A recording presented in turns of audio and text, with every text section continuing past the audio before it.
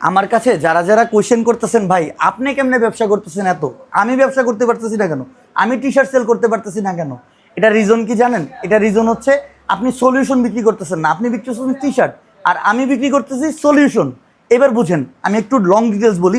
আচ্ছা, আমি একটা টি শার্ট দেখে এই বলি। ব্যাপারটা হচ্ছে, আপনি এই যে টি শার্টটা, এই টি শার্টটা আপনি কি বলতেছেন? আপনি বলতেছেন আমার কাছে 220 জিএসএম এর টি শার্ট আছে, ড্রপ শোল্ডার টি শার্ট আছে, আপনারা যারা নিতে চান নিতে পারবেন। বাট আমি এটা বলতেছি না। একটা ব্যাপার ভেবে দেখেন, আপনি যদি কাস্টমারদেরকে বলেন যে ভাই আমার কাছে এমন একটা টি শার্ট আছে, যেই টি শার্টের ডিজাইনটা আপনি কোথাও পাবেন না, মার্কেটের কোথাও পাবেন না, এই রেট্রো ভাইবটা শুধু আমাদের কাছে পাবেন, যেটা অনেক কুল লাগবে এবং ফেব্রিক্স কোয়ালিটি কোথাও নাই। এই যে সলিউশন, কাস্টমারে কিন্তু টি শার্ট সব জায়গায় পায়, ভ্যানে, হাটে, বাজারে সব জায়গায় টি শার্ট পায়, কিন্তু আপনার ফেব্রিক্সটা পাবে না। এই সলিউশনটা যখন আপনি আপনার কাস্টমারকে প্রোভাইড করবেন, তাহলে আপনি বিজনেস করতে পারবেন। এবার আমি বলি আমার কথা।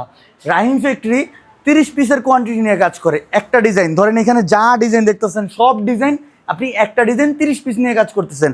এই 30 পিসের একটা সলিউশন, আমার যারা ক্যান্ডিডেট আছে তারা কিন্তু, আমার যারা অডিয়েন্স আছে তারা কিন্তু এরকম একটা ডিজাইন 30 পিস করতে যাচ্ছে। এই 30 পিসটা আমরা একটা সলিউশন দিচ্ছি। আমার মতো 10টা ফ্যাক্টরি মার্কেটে আছে, সহজ বাংলা কথা। এই 10টা ফ্যাক্টরি যেগুলো আছে সেগুলো কি করতেছে, 50 পিস, 100 পিস, 200 পিস করে কোয়ান্টিটি নিয়ে অর্ডারগুলো কাজ করতেছে।